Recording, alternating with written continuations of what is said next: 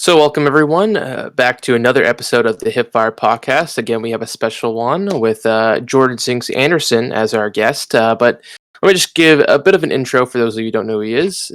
So, Zinx is everything you want in a main AR. He's patient, doesn't overextend, and powerfully watches over his teammates.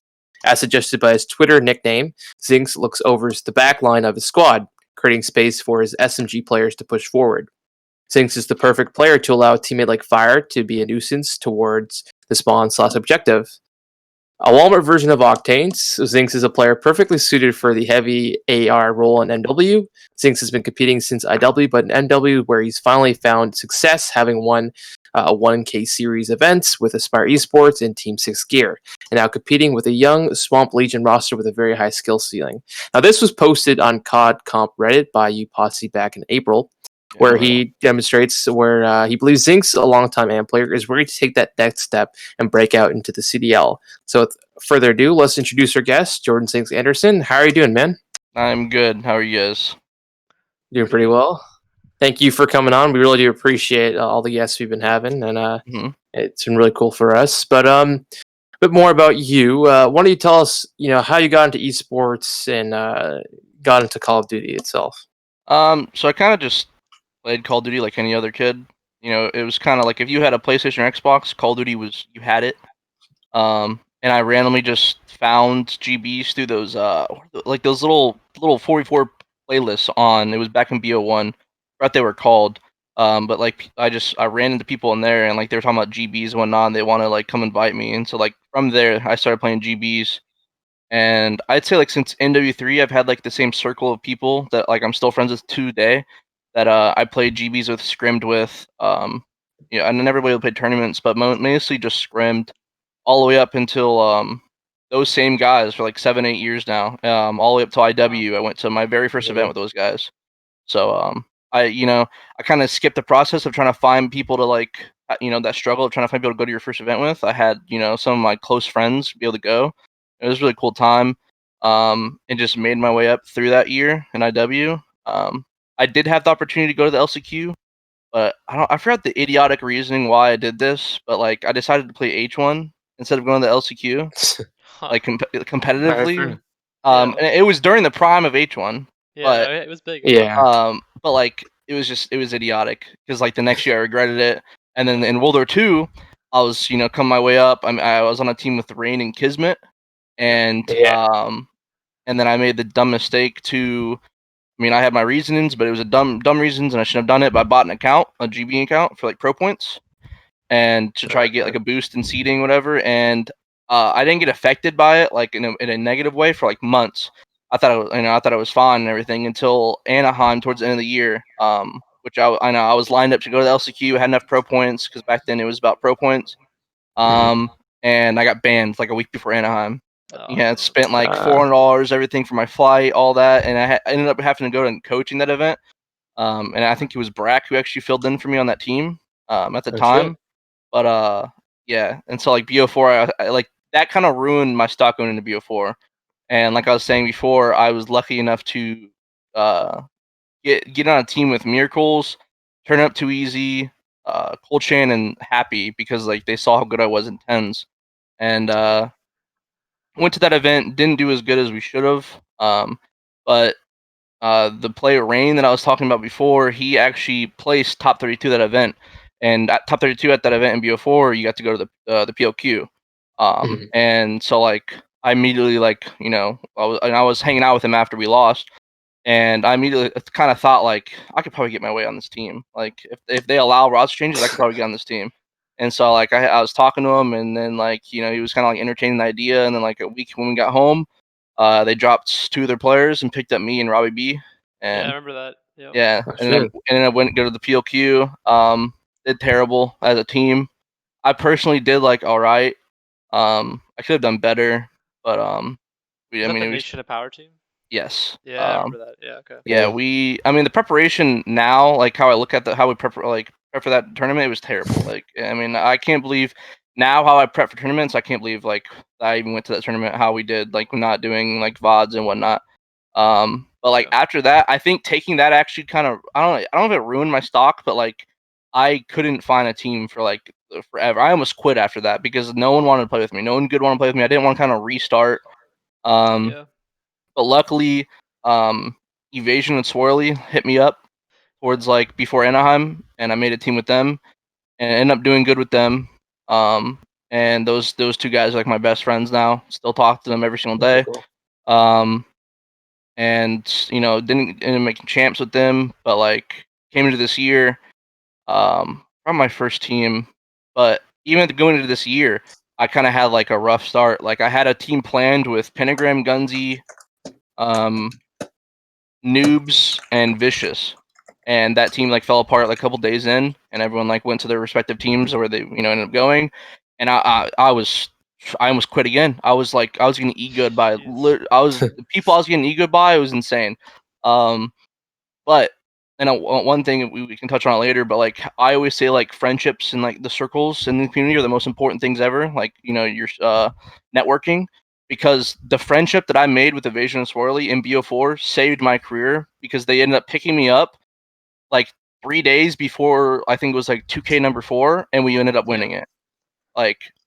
So me knowing those guys from BO4, like it saved me. I was about to quit, and then they dropped somebody, and they're like, "Yo, let's go, come play." And it was me, Evasion, Swirly, Standy, and Dave Patty, and we won that 2K with like 2 days of practice. And then we almost got back to back, but we lost to UIU next week. But from there, yeah, that's where I started off in MW. It's honestly really cool to hear all of that, especially all the World War II pro point stuff. Cause there was a lot of crazy stuff. I remember, I mean, Sensor was wearing a wire. Yeah, like there was all crazy shit. But like BZ was like outing people left, right, and center. It was all chaotic.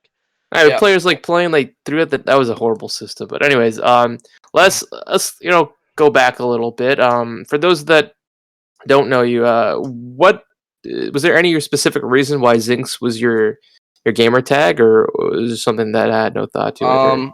So kind of like weird. Have you guys ever watched like Supernatural? Like I've heard of the show. I've never watched. So like, there's like with like in the supernatural, like in the like paranormal kind of like things, there's like certain like demons, I guess you could say, that like stronger demons have certain names. And I forgot what I was watching, but I heard the name Zinx was like, and I just liked it. Like there was no reason like or back. Okay. It was just I liked the name Zinx, so that's how I found it. It was just like nothing special. It's just that's how I found it. So that's pretty cool. That's pretty cool. I think it's a freaking demon. I think that's what it is. So if Miles or someone calls you demon on the map, we'll know what he's talking about now. So I know Seth wanted to talk more about stylistically your play. So when you gonna go into that? Yeah. So we usually with guests, I like to go on and try to find clips for every guest, and we got a couple that we're gonna show in a bit here. But one thing I noticed straight away is I watched back it was Challengers Cup 4, that grand finals against FaZe, and I think it was you played them once in the semi, then played them twice in the grand finals, and you guys won every S&D you played against them, which was pretty incredible because FaZe were. That's probably their best strength was their S&D. No, one thing about that team, we didn't lose an S&D for 6 tournaments straight. Jesus. Yeah, damn. And it would have kept going all the way till I think the last 2 events before champs, because we didn't win. So how it was like it was like 5 or 6 tournaments we didn't lose an S&D, and then there was one tournament that we lost 1, and then the next 2 we didn't. It was almost for like that long. You guys were insane in Surge. Yeah. And then also I noticed in Dom, I don't know if this is like only on your team or if everyone in the AMC was just playing Petro Dom. You guys just kept getting Petro Dom, and then you guys just lock it down and play it super well. Was that your decision or? No, so so our best map at the time was Gunner and Dom. I mean, I don't know if they were on stream. It was on my stream, but like we were demolishing every single team we played on Gunner and Dom. We vetoed hacking at the time. We were terrible at it. And Petro, like we were similarly good at it, and like I would say like FaZe at the time, they were like the all around, I would say, best Dom team because they were kind of strong on all 3 of the maps. And in the semis, we had beat them on Gunner or Dom, so that's why we didn't play it in the finals or in winners finals. Whenever we played them, like the first time, we beat them on it. It was like I said, it was pretty bad, and so they knew to veto it against us. And they played Petro, and I'm pretty sure we lost. I don't know when it was another weekend we lost them on Petro Dom.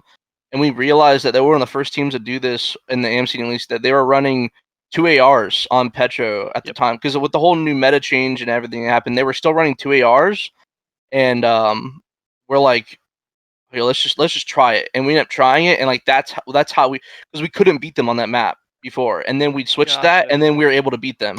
You guys locked it down. Yeah, it was pretty. Yeah, no, easy. it was because like for me at least, like depending on what side of the map I'm on, I have to either be Water Street or I have to be back flowers or I have to be in one of the top windows or mid tracks. But like with 2, I was able to play it how I kind of wanted. So like our other AR would kind of focus water a lot because I love the top windows.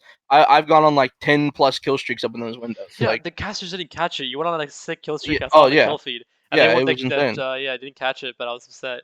Yeah, no, I saw like, that play. I was gonna say, I know, like, in the CDL, Florida, who like for like a stretch was like really, really good at Petrodome, and I think it was because they had 2 ERs. They had Awakening and Skyz both running it. So we looked at things like that too. We like justified it. Like, is it just FaZe Academy doing this, or other teams doing it? And like, we would play. We like, I think one of the teams we did scrim the most in the CDL was Florida, and even that day, the tournament we won and the tournament they won, those are tournament that we got second in and they won it. Like, we were screaming them like on that tournament day a lot. But like we definitely like adapted a lot of the things that they do. So respawn wise. I was gonna say, was that a new thing this year, where a lot of pro teams scrimming AM teams? Yeah, it was. I mean, I think because at the beginning of the year, like there was a couple pro teams that just weren't playing. Like, I think Paris couldn't play. Optic wasn't playing. And a couple, and like we were all grinding so much that at the time, like we were better than a lot of the pro teams. Oh, for sure. So like that's why they were scrimming. Like in my Aspire team, like we were scrimming. We scrimmed like Huntsman one time. We scrimmed Dallas at another time. And mainly scrim like the other teams. But like, yeah, this year I liked that. I hope we can do it again. I mean, I don't know how it's gonna go with the PCs and everything. How the I don't know how it's gonna happen if they have their own things. Like, how freaking 60 Hertz thing this was like this year. After that, they still did play us because they still needed the practice. But like my team or whatever team I was on, I took full advantage of that. Like, I would say this year I scrimmed maybe 5 AM teams in S&D the whole entire year. Like, I hardly ever scrimmed AM teams because other AM teams can't really. It's like they can't take it serious, if that makes sense. Like, it's weird. That does make sense. Yeah. Yeah, and like sometimes my team or someone couldn't take it serious. But if you're playing like CDL, sometimes it's for chows. Other than that, like they're taking it serious because what you can do is you can test strats out. You don't have to worry about the other team knowing your stats because you're not playing each other. So a lot of the pro teams took advantage of that, and my team, whatever team I was on, I took advantage of that. I would always get because I was the person that always booked their scrims every Sunday. The pro teams booked their scrims, and all the AMs we would book our scrims on the schedule. And I would always DM like every single pro coach, every Sunday, and just ask them like for the scrims or like any S&Ds. Because like towards the end of the year, it was like we were doing 2 respawns a day and then 1 S&D. We stopped doing like 3 respawns. It just went to 2 respawns and an S&D. So. Did you like? Did you guys pick up any strats from the CDL teams or vice versa? Oh yeah, there was I don't know who made it. I like to give them credit, but there was like a Google Doc or whatever that had it was like tabbed. I don't have it anymore, but it was like tabbed for like every single match was on there. So like if you wanted to go watch LEG, awesome. LEG versus FaZe on during the Toronto event or whatever, like you could it had every single match for every single event. You can go watch that. So yeah, we did have. I think it was like 4 tournaments in when we were like winning every S&D. We kind of like people were kind of catching on to us, because like there wasn't a map that we weren't bad at, which helped us a lot. You guys are just really good at S&D. I watched it back. It was really clean. Yeah, like I don't know, and I think I didn't even know I was that good at S&D. And then the stats came out, and me and Pentagram were like in the top 4 for the season. So I was like, okay, maybe. And then D-Lo picked it up later. Yeah. Yeah, D-Lo, and our whole entire team was all around good at S&D. But yeah, like I noticed some of the strats, like we had to change stuff up because people were catching on to us, people were trying to hard counter us, et cetera, et cetera. And we had about like 4 to 5 different plays for offense and defense for every single map that we came up with. So like even if you could hard counter us, like we could just use another thing. But one day we like decided like, all right, let's just take time to do this. And so we sat in a lobby and we came up with like I think it was like 2 to 3 new strats on every single map for offense and defense, and we used that doc to like implement their strats for us. That's pretty cool. That helped a lot. Yeah. That is cool. Did you notice? I was just going to jump in quickly. Speaking of playing against pro teams. We actually have a clip.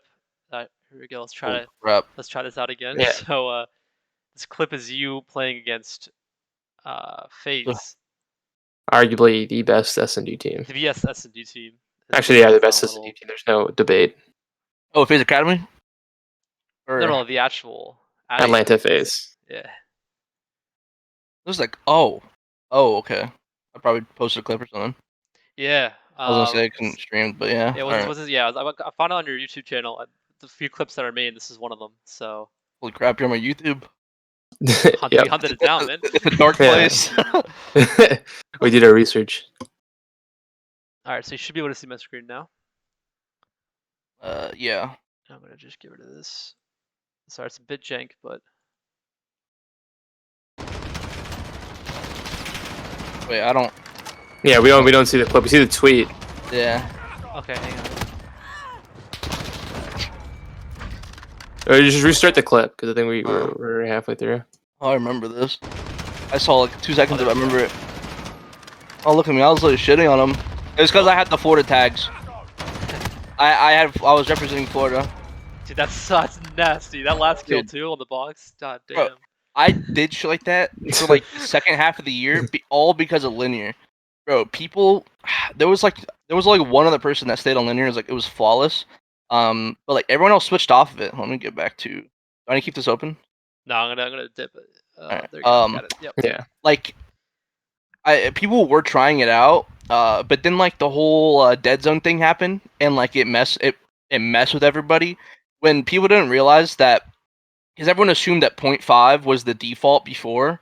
When 0.5 was like only default for like dynamic or whatever it was. I forgot what it was, but like people didn't like. I tried out 0.0, just like straight up 0, no whatever it is, just and on linear, and it was like no, because I felt the change too. Like when I was on linear before the Deadzone thing happened, and when that happened, I was like kind of ass for that week. And I went to 0, and then I was back like instantly. And I'm like, wow, okay, that makes sense. And so like people didn't really realize that we're on linear, but like 0.0 Deadzone with linear was default linear beforehand, and no one realized that, and I didn't tell anyone that. Okay. So I stayed on that, and that's I feel like that was why I was better than any other mini are, because of linear. Interesting. I mean, that clip is insane. Like those Yeah. the last kill was insane too. I mean, and I put in like I was on 6.6 or like 6.5, so I was like on a little bit higher since. But like, I don't like my aim restricted. Like I like the raw input. And I feel like that was a big reason why I was a lot better than every other main. Do you know what Awakening runs? Because I know he was your teammate for a while. He's on dynamic. He's on linear. I know that he does. I think he did. I don't know if he does the no hit markers, because I didn't do any hit markers either. I don't like hit marker sound. Interesting. So how much do you pick up on stuff your teammates are doing and you share with your teammates? How often does that happen? I mean, if I'm doing something, I share it to my teammates, because like if I'm finding success with it, like because I think towards the end of the year, a lot of people didn't realize that like boost low was better than boost high, and in my opinion, I think you sound hoard a lot more. You could hear footsteps a lot more at boost low. Like I know Awakening was on boost low. And all my teammates besides Stemino, he was on boost high. He didn't believe us.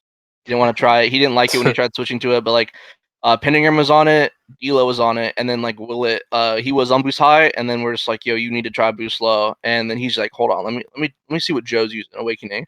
And Joe, he just said they were using boost low. He's like, all right, I gotta try it now. And then us four ended up being on it. So like, yeah, I definitely tell my team, and like they all knew I was on linear. But I think like if it was only good for ARs, I don't think it was good for subs. So like dynamic was good for subs, and I try to get them on the hit marker thing. I try and get any, because the games that do take your hit markers off, I try to get my teammates on it. And I've had a few switch, but like some people don't like it. So yeah. Yeah, so for anyone that thought Awakening was cheating, no, he's not. He's just using boost low. He's just using boost low. That's it. But sort of going further away from that, talk about AM roster mania, because I feel like we've seen instances, especially on Twitter, of like how crazy it can be for someone that's been in your position, where especially at the beginning of MW, seem to be a lot of different teams. What is like dealing with AM roster mania like? Like, are you DMing other players to join? Is it the orgs involved at all, or is it just it's super stressful if you don't like? your stock is so important. Because people knew I was good, but it's just like I wasn't friends with anybody. Like no one and at the time I was still kind of like toxic. Like I did not become an asshole until like mid MW because I was still an asshole. Yeah. That's why I got dropped from my 6G team with Awakening them because I was an asshole. And I'll talk about that later. But yeah, it's stressful because like at the time nobody wanted to give me a chance because I wasn't friends with anybody. Um, Orgs don't really get into it. It's mostly just players of deeming. Like I was deeming anybody. I was the people I was gonna go by. I mean, it was bad. But like that's why I made the doc that I made with all Yeah, the I free saw that. agents. I didn't want Mhm. anyone going through what I went through. It's really stressful. And I thought I could just try and help people out since even right after champs, I knew I was gonna be fine. Like I knew like I'm solidified myself this year. Mhm. I would have my options, and I kind of had people come to me this year, which was a really good feeling. I mean, this is gonna be Yeah. the first year I've ever gone into a game with a set team, set org, like confident. So, yeah, I mean, it's stressful. It's your name. I mean, not like I'll Mhm. have people that are really good, and then that DM me, and I try and tell them that's all it is. You have to I'll see really good players from this year tweet out like Fire, for example. I'll tweet out like I have no offers or whatever, and it's because I've told him this. I tweeted this like you don't make any other friends, like you don't go outside your circle, like Yeah. that's all it is. I mean, I love playing. Like a good way is playing tens and whatnot. And there was a lot this year. There was a lot of tens with like pros included. We had a whole tens chat and Yeah, everything. I saw some streams of like Adam and Yeah, those guys in there. I just couldn't play this game extra like that. But like BO4, even though I didn't like running mini or in that game, I still played a lot of tens and World War 2. Um, that's like the best way to network yourself, or like just playing other games in general with other people. But yeah, like No, I think it is a very I interesting mean, that's why point to Zero got make. picked up. Like, if Zero didn't go back to tens, I don't think he would have gotten picked up. I think just in general, because like so many people talk about how the CDL is seen as like a friendship league, and you can see the patterns of like people going back to what they're familiar with, like Dashit going yeah. back to the Huntsman, Attach and Priesta going back together, Octane Attach together with Looney. Lamar, Octane and Looney. So I'll say this, and a lot of people maybe get upset about this, but I feel like a lot of the AMs that got picked up this year, they all deserved it. Like they're Mhm. all really good, but Yep. a lot of AMs are actually that good, and they just seem like a superstar because of like I don't know, they're just going in and like they're just going in to do the best they can and impress and get kills and whatnot. Like I mean, there's a lot of AMs that could do that, but the Oh AMs yeah, that get for sure. picked up that get to do that, it's mostly through friendships. I will say that Awakening was probably the only person that wasn't through a friendship. Like Yeah, I know Hollow was friends with TJ. So I think at Hollow, least. I mean, and it's just a lot of people recommending people. Like I won't get into it. But it's just like a lot of these AMs like picked up this year, and like I said, they deserve it. Like they're good enough to deserve it. So I'm not knocking them. It's definitely Mhm. through friendships. I would say Awakening was the only one who didn't have any friends like that got picked up because he was actually freaking disgusting. He Like was just dropping 40 bombs every map. yeah, no, it was just like and the thing is, my team actually we got the scrim. Oh, actually, we didn't get the scrim Awakening team, but they were actually trying out. I guess I can say this now because it didn't. But Florida did try out Hollow for a Yeah, I heard time. about that. Yeah. Interesting. Yeah, so we got to scrim that team. We got to scrim them trying out Hollow, and then the next day we were gonna scrim them with Awakening. But then it didn't end up happening because I think they just ended up. It was a 7 p.m. scrim, so either they just decided like, all right, we actually already know that they want Awakening. Yeah. And they ended up getting him. So like, um, I mean, yeah, that's all I can say is like it's definitely friendships. I Mhm. mean, there's a lot of other AMs that deserve it, and I can go into a lot of people who deserve it. But yeah, like definitely No, friendships. well, speaking on that topic of AMPS deserving spots, obviously it becomes a lot more difficult this year with the move to 4v4, less spots in the league. Um, Not to mention the fact that we got teams like LAG, warranted or not, picking up guys like Mental from Gears of War. Obviously, very decorated in that game. He won numerous championships. But Yeah. understandably, a lot of people in the AMP scene were very upset with this, given that there's a lot of talent in the AMP scene, NAEU, APAC, that aren't getting these same opportunities, or at least have yet to get these same opportunities. So, what is your opinion on CDL Uh, organizations picking up guys like Mental? well, I'll say that all the players complain have no right ever complaining. if you're good enough to be picked up, you'll be good enough to be picked up. I think Zuma said something like about that. Like Mhm. people who say you're Yeah. saying they deserve it. Um, Yeah. like that doesn't look appealing. Like, Mhm. I think if you're good enough, you'll get it. I think these pros that got dropped out, if you were good enough, you'd be on that sub spot. Like, unless someone on that team absolutely hates you, if you're disgusting, you deserve to still be there. You'd be there. Then picking up mental. I personally know I remember him playing at the beginning of BO4, like when he tried playing, and like he Mhm. was disgusting. Like he was really good. So like that's gonna work out for them. He's gonna be really good, and they paid less, or they're gonna be paying less for what they would have in a That's year or true. so. Yep. Mhm. So they made a good move. Um, and like I said, if you're good enough, you're gonna be picked up. So like everyone needs to just like kind of shut up and just grind this year because apparently they're gonna be adding a lot more spots next year. I've heard rumors of 4 to 8 teams next year. Like Wow. Okay. so, like 8 teams. Interesting. yeah, I heard someone say 8 teams before. So I'm just thinking like I'm not hoping for that, but like or I'm not relying on that. But I mean, Right. Mhm. if 8 teams are getting added, I'm definitely getting a spot. There's no way I don't get a spot. I just can't see myself not getting a spot. And all the people who deserve spots, they're gonna get it. Um, so I think the mental situation, like people just should stop complaining about that and keep grinding and get better. Well, like we were talking about with getting more spots, how do you feel as a main AR? It's obviously trickier to get into the league because there's only one spot, you know.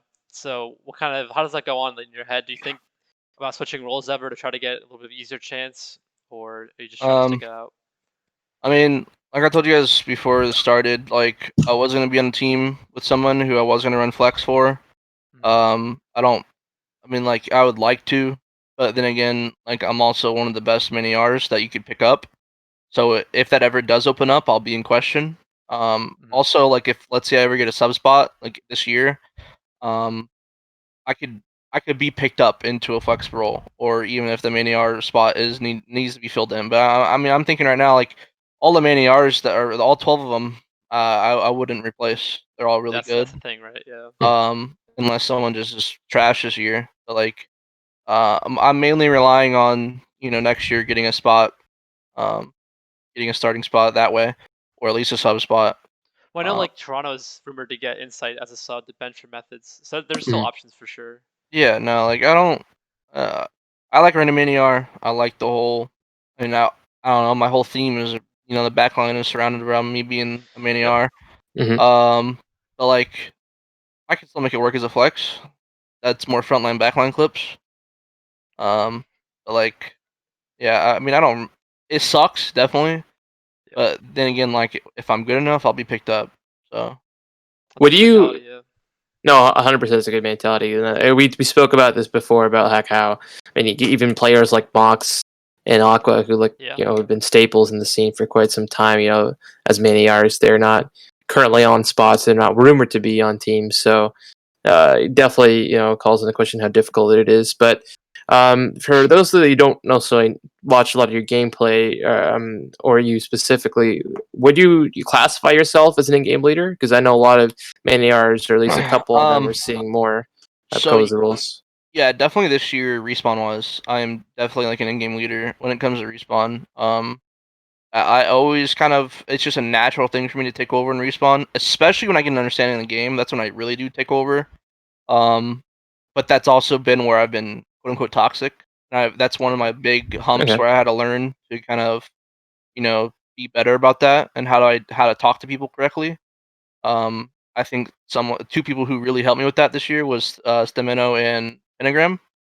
I mean, those I owe like everything to those two players. They like turned me not into an asshole.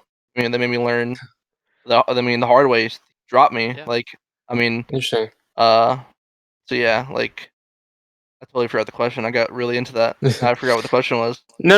Actually, it was more about like being an in-game leader. Like, Yeah. if you So classify okay. yourself that. So yeah, like S and D, I let people take over. Because really, like, I mean, I knew I was good in like World War II and S and D. I hated BO4 S and D, and like this year, That's like horrible. yeah, like this year, like it was more of like I would tell my team literally like, yo, just tell me where to go, and I'll literally lock that down. And if you look at my gameplay in S and Codes. D, I go to something and I just Yep. lock it down. And it gets me a lot of kills too, which makes like so like I think I'm good in S and D. Um, You had some clutches too. I saw some Yeah, clutches like over Mazda. yeah, there were, I mean, I did good this year for S&D, and I mean, as a team, that team is really good at clutching because I don't think we ever. It's a crazy stat, and I really don't think we did. I don't think we ever lost a 5-5. I'm trying to think about it. Yeah. Um, Round 11 ice. yeah, I mean, yeah, I don't think we have. I mean, we've lost S&Ds, but I don't think we've ever lost a 5-5. But yeah, no, I let others take over in S&D for in-game. But respawn wise, um, yeah, I definitely take over a lot. Going back to the toxicity point for a second, it's very interesting to see, one, that you acknowledged it, and two, that you've gotten past that, because I know there's other AMs that can be quite toxic at times, and it kind of hinders their ability. And even in the pro league, we've seen guys like Gunless, for example. Yes. Doesn't matter how good you are. Yeah, Gunless, like arguably one of the most talented players, or definitely top 10 at least in terms of talent. He got dropped this year, put on the bench, and It's like 3 year in a row. yeah, 3rd year in a row. It's like, how are you going to once you build that reputation up, it's really hard to lose it. So can you give more maybe in depth on like what Stamino and Penta did to help you with that, and like how you yourself helped I guess get rid of that negative connotation? Yeah, one thing I'll say first is I think I like how you just said where like it gets to a point where people see that about you and you can't change it. I think I got it. I think I fucking fixed my shit right in time. Where I kind of cemented myself as like that. And I think for a while that's why my stock and like circles and my friends it was like really bad that way. But for one thing that really helped me was him dropping me. I hated it at the time, but it forced me to go play with people that I wasn't gonna play with, before, and get my head down and really just kind of focus. Not pick fights with people, not respond to people on Twitter, just normal shit, just normal fucking human being shit. And I think that was one of the biggest things was him just dropping me. But also them just keeping me in line. Like if I acted out maybe one time I messed up and I acted out a little bit and I got put in my place real quick. And I don't know, those two guys they helped me want to be better, a better version, a better player. I mean, I can't really say much. It was just mainly the dropping thing. I mean, I strived to be back on that team. I hated where I was in the community. I wanted to quit, and I kept fighting. And I ended up getting back on the team.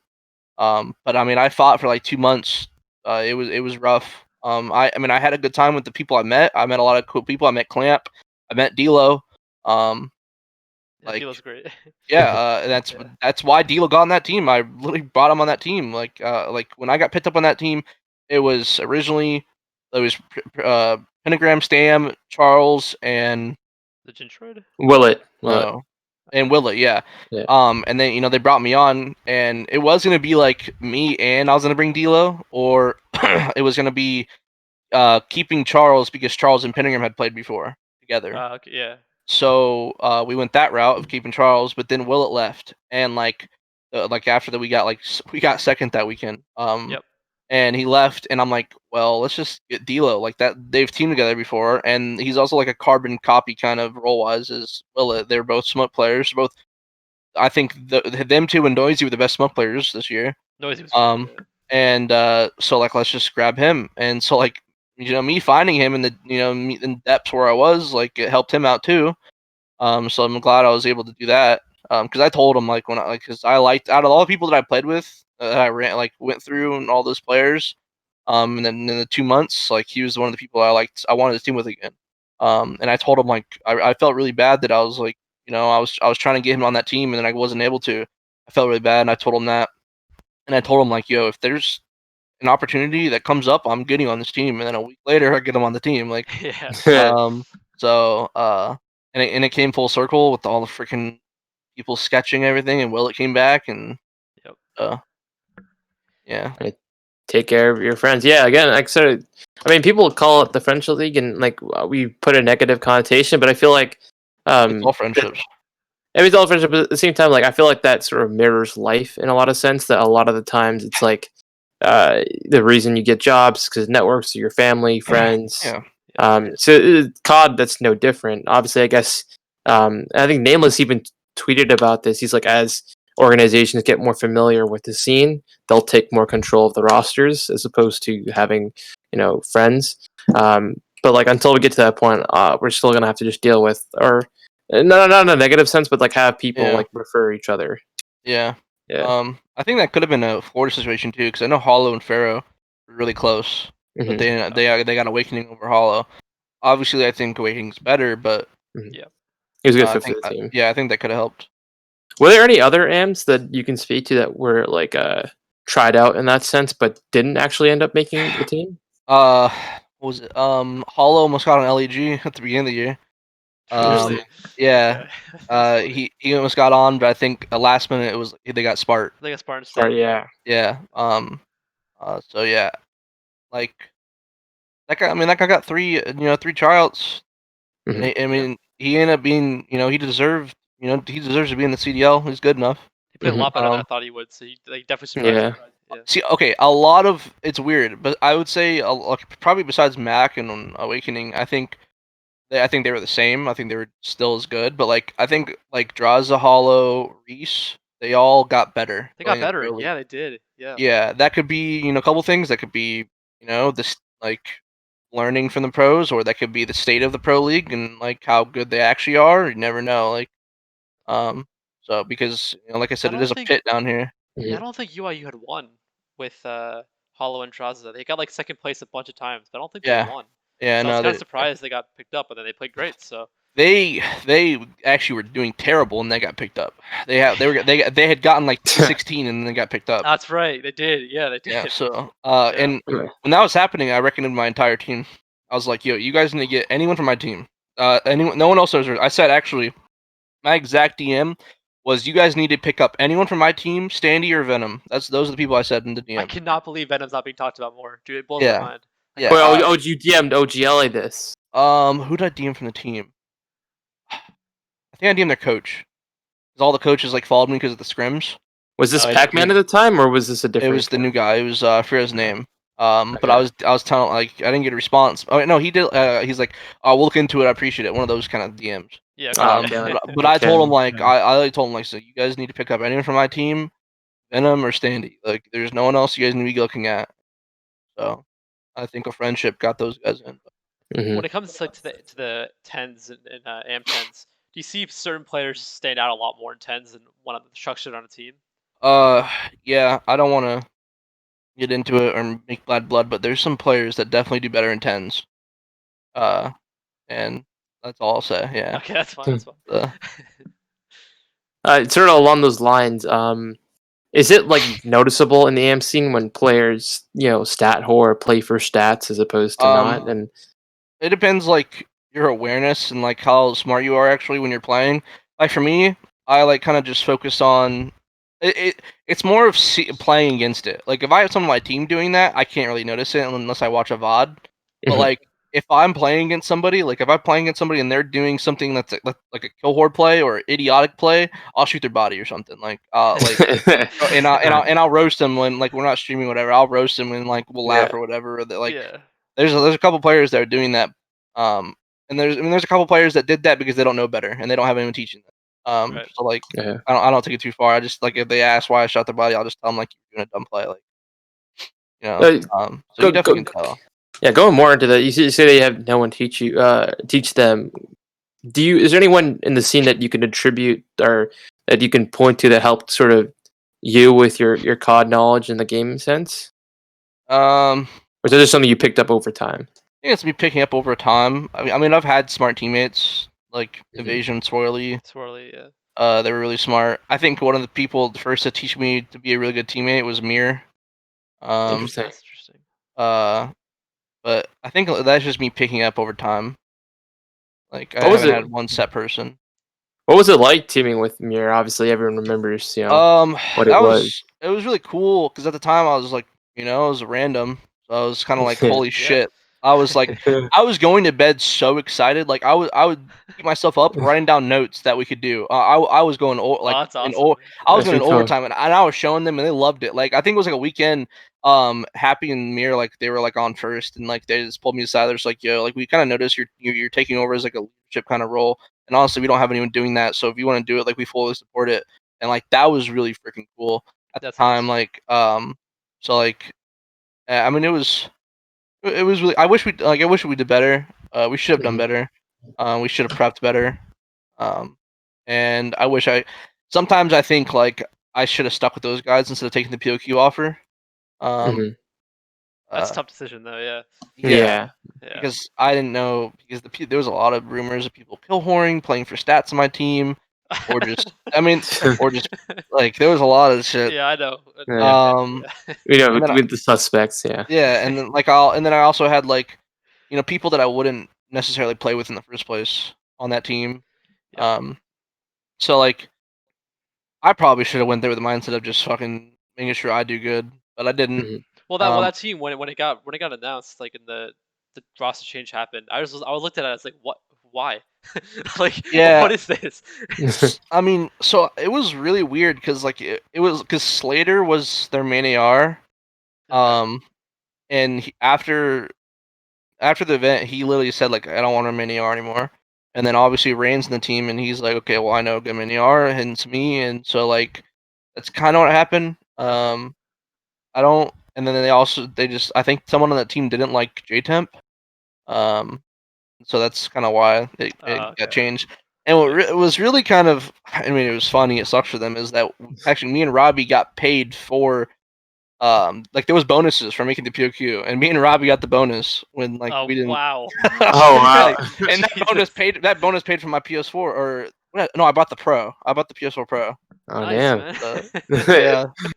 Ultra finesse. That was a cool experience going to Yeah. the GB or the MLG like studio, seeing where the pro matches are played. I mean, it was really cool. Like there was like I mean, all day long there was a whole other room filled with stations for like scrimming, and so you could scrim on LAN. Yeah, that's cool. It A was lot of good a lot of top teams are there too. A lot of good yeah, players. Yeah. it was really cool. I mean, I really wish we'd done better. I mean, and the thing is too is if we all had prepped a little bit better and not kill horde or whatever, and we actually went there as a team. I don't know if we would have made it, but we would have done a lot better. Because like 4 out of the 6 series, or how many there were, we got like reverse swept. We got reverse swept on 3 of the series. Oh Like, jeez. I mean, Oh. dude, the very first map we came out in the gates against Mind Freak won 250-40. I was like, holy shit, we're making it. Oh And shit. then we won the S&D after that. Or no, I think we won the S&D after that, and then it just went all downhill. Oh no. I think like the only match we legitimately lost was UIU. They like was it UIU? Was that at the team there? It was Gorgo's team. Gorgo's Yeah, Spoo. yeah, it was UIU. Yeah, Yeah, it you. was yeah. They like 3-0'd us. Like it wasn't even close. Like they just shit on us. But I was like gonna ask you, do you remember the player on the Movie Star Riders? I think his name was Puny. Do you remember oh him my at god, all? when he was screaming, Yeah. yeah, against us. Yeah, I remember that. It's because they reverse swept us. Oh, that's why. Because Yeah, I remember hearing it and I heard on Twitter it was him. And I was wondering. yeah. No, it was against us, and it was because they reverse swept us. Oh Like, god. I mean, Oh and man. I think it was that match that would have kept us alive. We had to win that, and then we had to. I mean, there was so many chances. Like, Yeah. because the first day, I'm trying to think. Uh, what was I'm the first day we played Mind Freak, and I think it was Imperial, and we got reverse swept by both those teams. And then the second day, we only had one match. It was against UIU, and we lost. And then the next day, we played EG and Movie Star Riders. And EG, we choked the hard point, and we choked the S&D, and then we blew them out on the control. And then I remember like the frequency hard point. I think I had like close to 60 EKIA, and we lost. I mean, it was like the closest hard Damn. point ever. And I got followed Oh by all shit. those guys after the whole entire EG team. Oh Nice. shit. And because I mean, I was literally out of breath after that map. It was insane. Damn. Yeah. That's pretty cool. And then that movie started like that match. It was like, I think we needed to win that. We had to win that EG Yeah. one, but the movie star rider one was still like, I mean, it was insult to injury. We got rear swept, and then the last day it was like we were 0-6 or whatever, like whatever it was. We played Red Reserve. We still actually played a close hard point, and then we 6-0'd them in S&D. And then one of my teammates was actually shit talking to them. Like I was like, dude, just sit down. What's wrong with you? Like we got annihilated this week. Like but yeah, I mean, I don't know. I liked that experience. I just wish it was like either with a better team or Mhm. better Mhm. prep, probably. 'Cause Yeah. that team was just me, Mizuno, and Robbie just screaming at each other. I can imagine. Yeah, Jesus. Yeah. So Yeah. Uh, I know we sort of have an idea what prep looks for you guys. Obviously, scrimmage and VODs, but is there anything else like that you can break down like as a team? Is it just constant scrims and review of VODs that is the um, preparation, or is there like a different way of it's going about things? nah, it's mostly just that. I mean, like, it depends. You have to like. I mean, it depends if you're taking your practice serious and whatnot. Mhm. It got to a point where like you know there was certain teams that you just couldn't take serious. Um, so you knew not to play those kind of teams. But like for the most part, like I would say the last like 2 months of the game, my team we would do like 2 scrims a day, and then the last scrim would be like an S&D scrim or hardpoint S&D, so things like that. And then we weren't watching VODs every day, but we watch VODs like maybe 2 times a week. And then like maybe the couple week going into champs, it was like almost every day, just like Mhm. focusing on what maps or series we did bad in, or if there was just like if we just did good that day, and we would just watch the series that we did really good in, just so we could copy that. Mhm. Um, there were situations where you'd have to like DM someone on the side if they're like doing bad or whatever, or watch a clip with them because a lot of people don't understand, and I learned this is that like you can't bring up problems to people in front of the entire team because then they're gonna feel attacked. Right. It's just a mentality that people have and like a mindset, and so you do that on the side. A lot of people don't do that. I don't know why. But yeah, like watching if I was somebody, or I'll say like sometimes I don't know, if I'm doing something wrong. Because generally, I mean, I'm definitely a better player the second half of the year, and I get to a point where like I'm almost making like the best play all the time. But I would still have, because I had that kind of mentality. So like I didn't. So sometimes I would like kind of force myself to have someone be like, let's go watch my VOD. Like, so either my coach, Gunna, or another player would just watch my VOD in case. That's nice.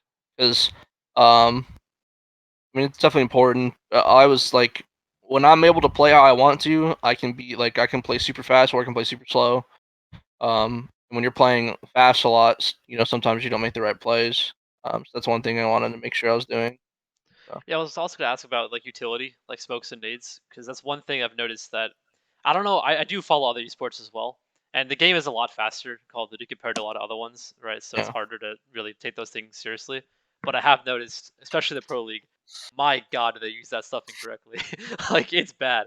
So how does prep work go into throwing smokes and throwing nades and that kind of stuff? Well, I mean, it's huge to have a good smoke player. Thankfully, my team didn't have to worry about that. Um, and it's important to a lot of people overlook how important like the difference of a stun or a flash was and who actually needed to have what. Hmm. Um, I used flashes for the most part. I mean there was times where I used both, but for a long time I used flashes. And I mean I mostly used it. People do it to like throw it at people they know where they are, but like people actually Yeah, don't use them to check places. Like I've noticed that. Like yeah, why like that's just to me that seems normal, but I can't believe people actually didn't use it like that. But like I always use flashes to just to check gain things. intel. Yeah, Yeah. like I mean um and there was a period of time where like I wanted the dead silence just because like I'll joke be like let me run the superstar role. Give me dead silence. 'Cause there Yeah. was a period of time where the flex player at like I think it was at the beginning of the year there was definitely a time, and then towards the end like some teams had like what their flex player the other AR using dead silence just literally running on the map.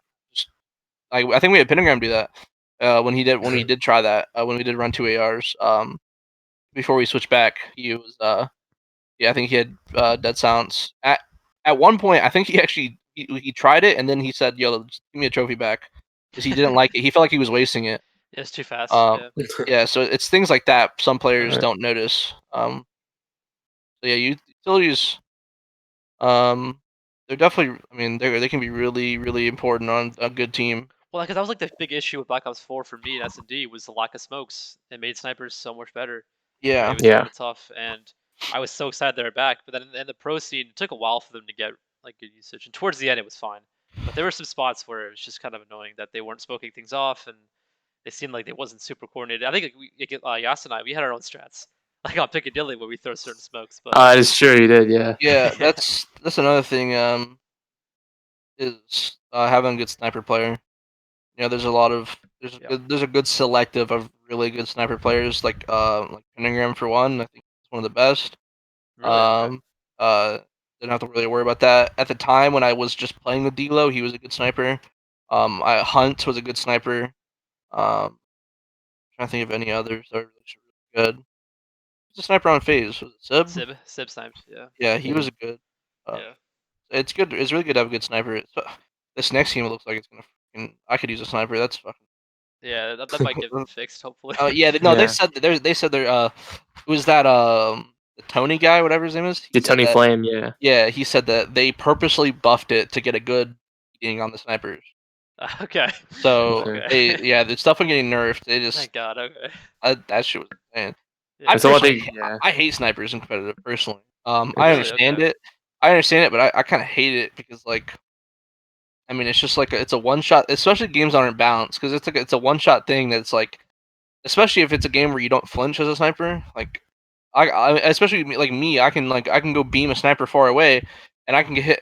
It's like I'm hitting more shots than they are, but they kill me in one bullet. It's just Yep. things that I get triggered by. Like, I understand it being competitive, but it's just one of those things that I hate. But it's not going to change. But like, I just don't like it.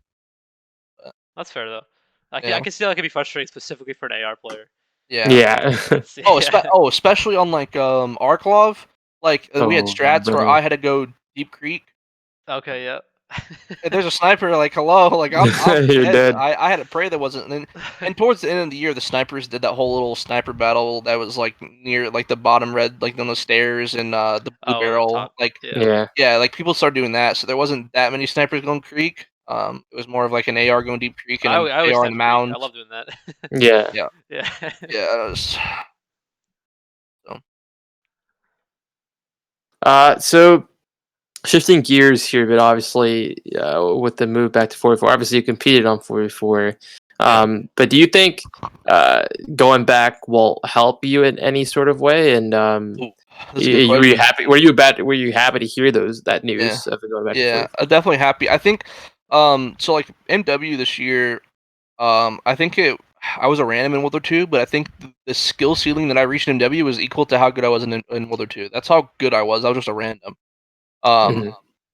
And I don't know if it was because of the playstyle I could play as an AR in that game, or if it was 44. I think it's a little bit both. I think there's a lot of players. I think it's the other way around. I think there's a lot of players that are actually going to be negatively impacted by 44 from 5v5. Okay. There's a lot of players in these past 2 years that have came up that just run around that love chaos. You can't necessarily do that in 44. Yeah, that's for Your sure. lives are way more important. Mhm. So I definitely like it. I think it's a good thing. It sucks as an AM, but I think gameplay wise and COD wise, it's good. I'm definitely looking forward to it. I can't wait. Dude, I was Yeah. getting fried in 5. I cannot deal with 5v5, man. Yeah, I mean, and I watched the podcast that Hastro and Hex had, and they talked about it a little Mhm. bit. And they're just like, yeah, we tried it, and we learned it wasn't good. Like they said that it was Yeah. only good for S&D kind of. But Mm, but I don't know about respawn, that. yeah, I was like, whatever, I can understand maybe, but like respawn, like it was terrible. Oh, that's awful. Yeah. Like it's, yeah, I'm excited. I'm tired of. Are you okay? So, but here's the thing though. Like for 4v4 control, is that something that's worrying, or how do you feel about that? I don't know. I don't know how it's gonna be played. Honestly, I have no they idea should. either. I think they should give Dom a try in this game. I think Interesting. Really? Dom will Okay. be really good because of how the points are. It's points, they're not flags. That is Like, true. Yeah. That's I think true. I think it'd be played a lot better. I wish I could. I hope they try both. They Yeah, should you think- definitely should. I think they will because we've tried other things. I mean, we had Gridiron. Like, Yeah. Oh my Yeah. god. It's- Yeah. what about CTF? I don't know if they've announced if it's in the game or not, but I know people hate CTF how slow it can be. yeah, it really depends on the game. Like World War II, there was only it was Black Tower was the only good CTF map. Like, Yep. Argus um, Force was killed me, man. that shit. There's yeah. I've played that on these throwbacks, and oh my god, it is so it's bad. Plus, CTF is a game mode that's like it's really hard to play and it's really bad to play when there's people on the map that don't know how to play it. When the other team doesn't know how to play it, it's a really tough game mode to play. That makes sense. Yeah. Yeah. Yeah. So I hope for Dom and Control, but like Control, I don't know how it's gonna work. I didn't mind Control in BF4. Yeah, I liked it. I just think like 4v4 when it's a bit slower, it might be kind of difficult to get a good pacing going with control. But, Yeah, I mean, this game. I mean, even though they're nerfing the slide, it's still kind of fast. I don't know. Like I don't Mhm. know. So I think with that, we can enter our last segment, which is One in the Chamber. So for those that you don't remember, One in the Chamber is a segment where we ask our guest, Zinx in this case, a bunch of questions, and he can only respond with one word. Obviously, being our guest, we'll allow him to elaborate if he wishes, but other than that, it's just one word. But let's jump into the first question. So, who would you describe as your favorite teammate of all time? Stamina. Who do you believe is who have you found to be the toughest player to kill on the map? Wow. No one. No, there's okay. So I'll give two answers. I'll say Okay. as a main AR fighting against another main AR, Cells. Okay. He's nasty. Every single Mm. year. I think him and I take turns being like the better ARs. And as like a sub player or anything else, I would say playing against Pentagram, playing against them. So yeah, Interesting. Who's one player you've always wanted to team with? Pentagram. And I team with him now. That's pretty Or cool. did. If there's yeah, that's it. Which organization do you want to play for the most? Like CDL wise, Yeah. Florida. What? Fair enough. That's fair. Uh, a bit of a saucier question here. Which AM player do you believe is overrated? I got to think about this. Did you have other questions? Like, can I go back to this? Yeah, we can. Yeah, we'll It's like lagging. we'll go back to this one. Yeah. Yeah, I was muted. My apologies. Okay. If you could create your own CDL team or 4-man roster, who would be on it? So like not including myself. Like You can first? include You can be on. yourself. You can be on it. Yeah. Oh, me, Awakening, Envoy, and like I don't know, like an probably Easy. BZ. I was gonna say VZ would be really nice on that team. Yeah. Uh, Damn. what is your favorite city to visit through Call of Duty? Honestly, probably anywhere in any of the like Texas places, like Fort Worth, Dallas. Those two we've been Yeah. to. Mhm. I enjoyed both those places a lot. Which AM player is a lightweight? Can't handle the liquor. Probably me. A few times I have. Really? Really? I haven't done it a lot, so probably Okay. me. Fair enough. Yeah. Fair enough. That's fair. Sum up the MW season in one word. CCOT. Okay, Scott. that's fair enough. Do you care to answer the AM player that's overrated, or would you wish Nah, not to answer it? I'm Nah. on a good path. You know what? You're very, very true. But with And that, I can't think of one. So that's fair. That's fair. But with that, that does conclude this episode of the Hipfire Podcast. Thank you, everyone, for listening. Please like, subscribe, and comment down below. What do you want to see from us next? And once again, thank you, Jordan Zinx Anderson, for coming on. I really do thanks for appreciate having it. me. Yeah. We'll make sure to have all your links in the description below. Go follow this guy because we definitely believe that he's going to be in the CDL in the future, sooner rather than later. But Seth, do you have anything else to say, or should we sign off? That's all good. All right, thank you guys for listening, and we'll see you next time.